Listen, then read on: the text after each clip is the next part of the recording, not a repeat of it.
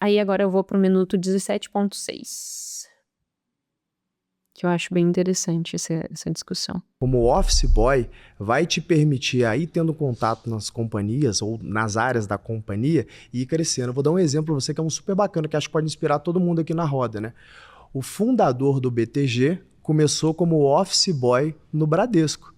E hoje o BTG é uma empresa que vale dezenas de bilhões de reais. Ele começou como office boy no Bradesco. Formou para administrar a empresa. Você vai chegar, a gente tem uma vaga de office boy para você. Não.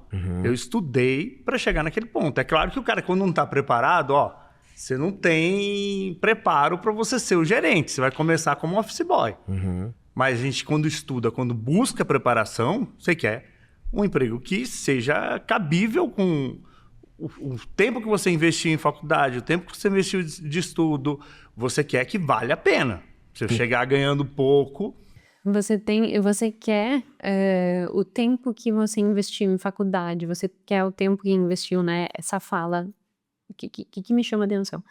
Primeiro, infelizmente, faculdade hoje em dia não é garantia de absolutamente nada, tá? Então não espere que o simples fato de fazer faculdade te garanta alguma posição, não vai te garantir.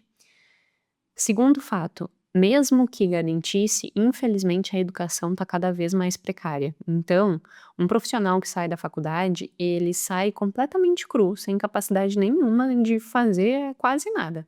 Nós temos um escritório de contabilidade, né?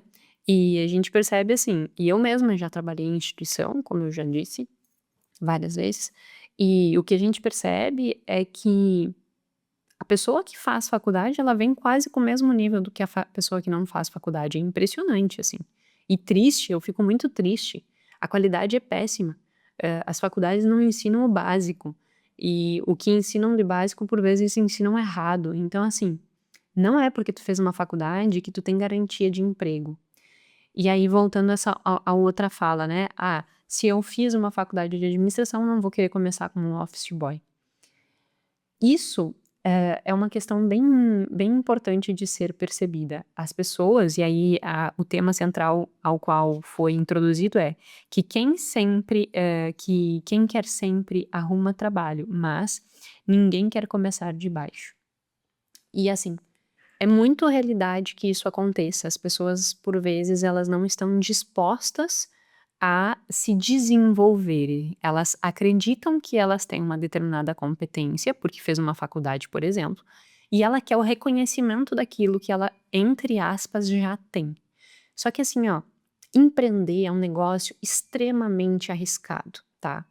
Enquanto um funcionário, ele tem uma preocupação com ele, com as contas dele, com o compromisso dele, com o desenvolvimento dele, o empresário, ele tem a responsabilidade e o peso nas costas de todos os funcionários que, querendo ou não, aquelas famílias dependem dele, de todos os clientes que acreditaram e confiaram na entrega que ele vai ter, e da manutenção disso para que atenda essas duas frentes, né?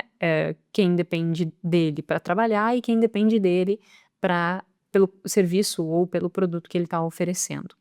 Então, enquanto o colaborador ele tem uma responsabilidade sobre ele, o empresário tem uma responsabilidade sobre o todo. E, dito isso, o risco que já se corre é muito grande. Contratar no Brasil e demitir é muito caro. Portanto, os empresários, eles não querem assumir um risco para além daquilo que eles já têm, em testar uma pessoa que não se mostrou ter um perfil aderente àquela vaga.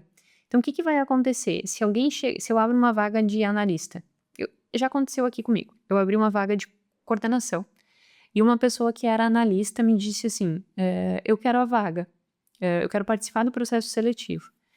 E eu disse, tu já coordenou equipes? E ele, não coordenei equipes. E aí eu disse, tudo bem, vamos fazer o processo seletivo e eu avalio, né, depois do questionário e da entrevista. Fiz o questionário, fiz a entrevista e disse, olha, embora tu já tenha um tempo como analista, você não tem a expertise de gestão de time, portanto, o que eu tenho para te oferecer é que tu assuma a vaga de analista e que nós possamos ir avaliando dentro desses 3 meses, para que, caso seja percebido que efetivamente tu já está em condições de assumir a coordenação, nós possamos fazer esse crescimento no teu cargo. Eu disse, não quero. eu acho que eu já tô pronto para coordenar, então eu não quero começar como um analista. Eu disse, ok, ele segue a vida dele e eu sigo a minha vida. Mas o que nos demonstra aí, né? Que essa pessoa, ela tá querendo primeiro ter o cargo para depois mostrar o resultado. E essa via não é a via mais inteligente de conseguir uma ascensão na carreira. A via mais inteligente de conseguir uma ascensão é tu entendendo que ninguém vai pagar pelo risco de fazer uma aposta em ti sem ter garantias de que tu é capaz de suprir aquela demanda, né? Que tu vai ser, que tu realmente vai vencer, digamos assim, aquela aposta. Um empresário, diante de todos esses riscos que eu comentei que ele tem que lidar, ele não vai querer comprar mais esse risco. Porque há uma enorme probabilidade de tu começar já como uma coordenação, não dá certo, porque tu nunca tinha coordenado equipe, então tu não tem habilidade de processos, tu não tem habilidade de delegação, tu não tem habilidade de acompanhamento, então isso tu não sabe fazer, tu nunca tinha feito antes. Então é uma enorme probabilidade de que tu não consiga.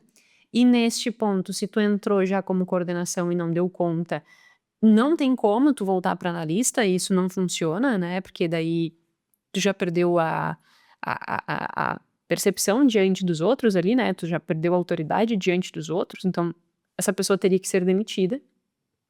E essa demissão custaria muito mais caro porque ela estava com cargo de coordenação. Então percebe que eu não vou comprar esse risco. Se é para eu contratar alguma coordenação, ou a pessoa vem pronta ou ela aceita começar de baixo e crescer comigo. Eu não vou comprar uma possibilidade dessa pessoa dar certo, se eu não tiver evidências que me provem que ela é capaz. E aí a pessoa que ela entra com a disposição de dizer assim, não tem problema, eu assumo como analista. Por quê? Porque tu vai ver que em 3 meses eu já tô coordenando. Na verdade, eu vou entrar como analista, mas eu já vou ser coordenador. A pessoa que entra com essa postura é uma outra pessoa. Quando eu assumi a coordenação na faculdade, não estava aberta a vaga diretamente de coordenação do curso. Mas o que estava acontecendo é que existia muitas demandas a serem realizadas e que essas demandas estavam ficando, assim, flutuando no ar. E que eram demandas importantes. E eu comecei a pegar essas demandas. Ah, tem tal coisa, deixa que eu faço. Ah, tem tal coisa, deixa que eu faço. Ah, tem tal coisa, deixa que eu faço. Dali a pouco eu já estava sendo coordenadora, só que eu não tinha o cargo. Isso aconteceu em agosto. Eu fui assumir o cargo de coordenação no final do ano, na virada do ano, né, pro semestre seguinte, fevereiro. Mas eu comecei como coordenadora do ponto de vista de operação um semestre antes. Por quê? Porque eu não estava esperando pelo cargo para que eu fizesse o que tinha que ser feito. Eu estava fazendo o que precisaria ser feito. E aí não tem mais como olhar e dizer assim, poxa, não vou dar para Jéssica o cargo. Não, eu forcei a instituição a me dar o cargo, porque eu já fazia. Eu já entregava. Tipo, não tenho o que fazer, entendeu? Eu forço a pessoa a me valorizar. Ah, mas eu já fiz isso e comigo não valorizaram. Pede pra sair. Eu te garanto, nenhuma empresa quer perder um bom funcionário. Nenhuma empresa quer perder um bom funcionário.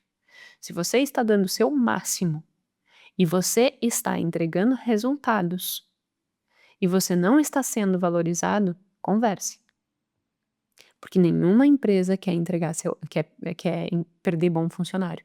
E aí tem um ponto interessante, cuidado com o teu ponto de referência, porque pode ser que você acha que está se esforçando muito, você acha que está entregando muito, quando na verdade você só está fazendo aquilo que você foi contratado para fazer. E aí dentro disso, tem uma fala muitíssimo interessante. Deixa eu pegar o minuto certo aqui. Minuto 31:28. Minuto 31:28. Faculdade lá, Legal. no próprio Sebrae. Legal. E bom, não é muito assim que acontece. Geralmente eu acredito que todo mundo aqui pode concordar, né? A gente que tá no papel de quem tá executando operacional, a gente faz o mínimo ali, porque não importa, se a gente faz o mínimo, se a gente faz o médio, se a gente faz o máximo, o resultado é sempre o mesmo. Não importa se a gente faz o mínimo, se a gente faz o máximo, se a gente, o médio, se a gente faz o máximo, o resultado é sempre o mesmo. Isso não é verdade. Porque se for verdade, tu tá no lugar errado, tá na hora de pedir pra sair.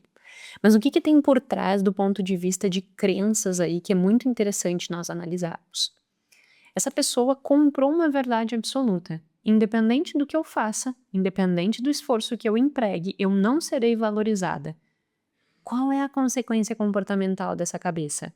Se, independente do que eu faça, mínimo, máximo, mínimo, médio ou máximo, o meu resultado não muda, então eu vou fazer sempre o meu mínimo. Eu não vou me esforçar. Porque não vai ter recompensa. Porque eu não vou ser reconhecido. Então eu vou ficar de boas. Eu vou me estressar? Eu não.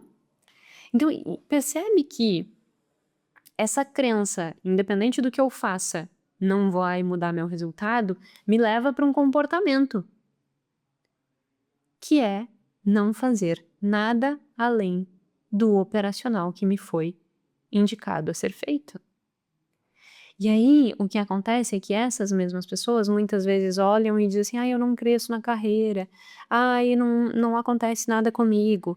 Tá, mas o que tu tá fazendo pra crescer na tua carreira? "Ah, eu faço meu trabalho bem direitinho. Eu entro às 8, eu saio ao meio-dia, eu entro à 1h30, eu saio às 5h30", digamos que seja o horário. "E eu faço tudo o que eu tenho que fazer bem direitinho". Que ótimo, parabéns. Tu tá sendo pago pra fazer o que tu faz. "Ai, mas não me valorizam". Mas tu foi contratado pra fazer isso. Se tu quer mais, tu tem que fazer mais, e não no sentido de, por vezes, mais carga horária, mas tu tem que desenvolver coisas, tu tem que criar soluções, tu tem que resolver problemas. Quanto mais problemas tu resolve, melhor tu é remunerado. E aí é muito interessante que tem um estudo que foi publicado na BAR, que é uma revista brasileira de administração. Inclusive eu já publiquei nessa revista. E ela é uma revista que, nesse artigo, tem a descrição aqui, eles fazem uma revisão sistemática de quais são as variáveis que determinam desempenho. E aí eles compilaram todas esses 50 artigos para dizer assim, o que efetivamente determina resultado, né? Do ponto de vista da empresa, então, determinantes indiretos é relação com o supervisor, relação com os colegas, as práticas de RH e organização, e as condições de trabalho, né, recursos de trabalho. Então, essas coisas, elas contribuem para o crescimento porque elas criam um ambiente propício e seguro para o desenvolvimento. Isso é muito importante que eu tenha. Na minha empresa não tem nada disso, então busque uma empresa que tenha, tá? Nós pecamos, sempre a gente vai pecar em alguma coisa, sabe? Isso é um outro problema que eu vejo, assim. Por vezes as pessoas acham que o empresário, só porque tá na posição de dono, ele não tem possibilidade de errar. E aí fica, mas é porque o meu chefe isso, mas é porque o meu chefe aquilo, mas é que o meu chefe não sei o que. Gente, o teu chefe também é um humano. E tem tanta responsabilidade em cima dele que por vezes ele não dá conta de ver tudo, de acompanhar tudo, de te motivar todos os dias. Então não dependa exclusivamente do tapinha nas costas dele para dizer assim: "Meu Deus, parabéns pelo que tu fez". Se tu depender dele 24 horas te dando esse feedback, vai ser difícil tu de desenvolver. Então dependa menos dele e conte mais com a tua vontade desse crescimento, né? Embora, obviamente, a questão ambiental da empresa é indispensável e isso, as empresas têm que se atentar para isso, né? Um ambiente agradável, um ambiente de respeito, um ambiente em que as pessoas têm uma boa relação, eu acho que isso é muito importante. E depois os determinantes diretos, né, relacionados com a pessoa, que tem a ver com conhecimento, habilidades técnicas, comportamento organizacional, engajamento no trabalho, comprometimento, né, performance, persistência, esforço, iniciativa e boa comunicação. Então essas foram as variáveis que indicam um bom desempenho.